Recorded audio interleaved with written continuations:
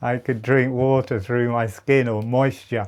So I'm not going out to be a breatharian, but I can see how somehow holographic breathing links to the ability of being able to drink fluid through the skin, through the sinuses, through the lungs to keep us going, and also